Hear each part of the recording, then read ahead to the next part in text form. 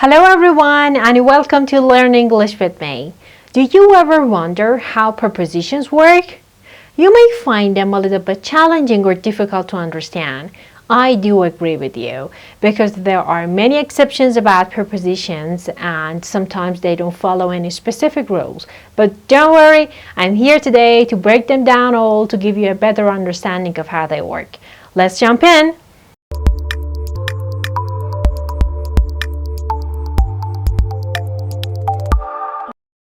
As you know, there are lots of prepositions of place, like in, on, into, over, by, and many others. But today we're going to talk about some of the most confusing ones. I'll give you some general rules about prepositions helping you out to simplify applying prepositions. But don't forget that prepositions need to be learned through collocations. Actually, you need to be curious and sensitive enough looking for the correct prepositions when you're listening to natives. The more you listen to native speakers, the more exposure it gives you to the language. That's where normalizing happens. And they're going to be part of your language inevitably and spontaneously. I'm going to start with in.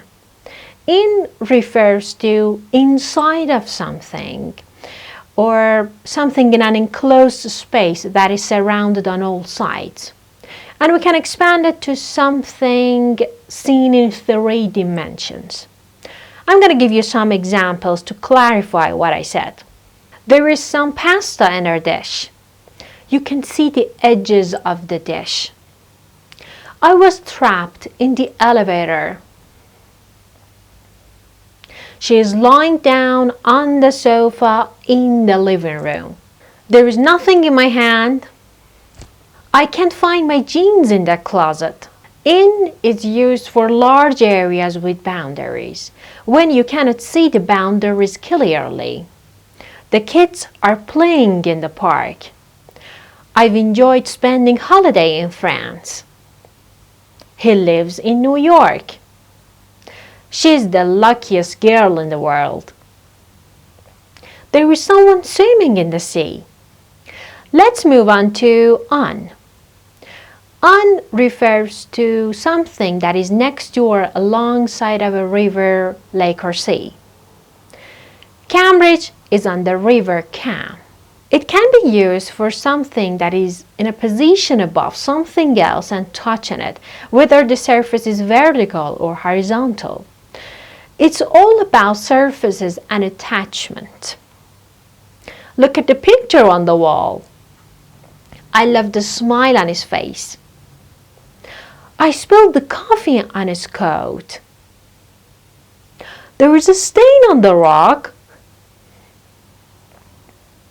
She's wearing a ring on her finger. He goes to work on his food every day. On is also used for direction on a floor in a house or in an apartment. Our apartment is on the corner of 1st Street and 2nd Street, and it is on the 1st floor. Let's check out at. At describes a very specific point or place. I met her at the entrance of the university yesterday. I get crazy waiting at the traffic light. At can be used for an exact address, when you know the number of the street and also the name of the street. He lives at 52 Oxford Street. But what if we don't know the number of the street and we just know the name? The correct preposition here is on. He lives on Oxford Street. Events. We use at to describe being present at an event. I was at a party last night. I met him at a concert. Now I'm going to ask you a question. What is the difference? Mark is at the library or Mark is in the library. When we say Mark is in the library, it means that he has entered the building. Or maybe Mark is someone who works there. He's one of the staff.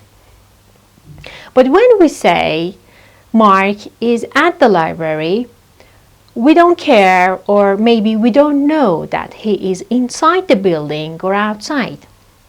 What about at the corner, on the corner, and in the corner? What is the difference? At the corner and on the corner are interchangeable. They are the same. They describe the position of something that is outside and it is on a flat surface with no walls. Your keys are on the corner or at the corner of the table. The supermarket is on or at the corner of Main Street and 2nd Street. What about in the corner? In the corner describes something that is inside and it is on a flat surface where two walls meet. I love the chair in the corner of my room. Thank you guys for watching me, and that's all about prepositions of place, I mean in, on, and at. If you have any other questions, please ask me here. See you next time.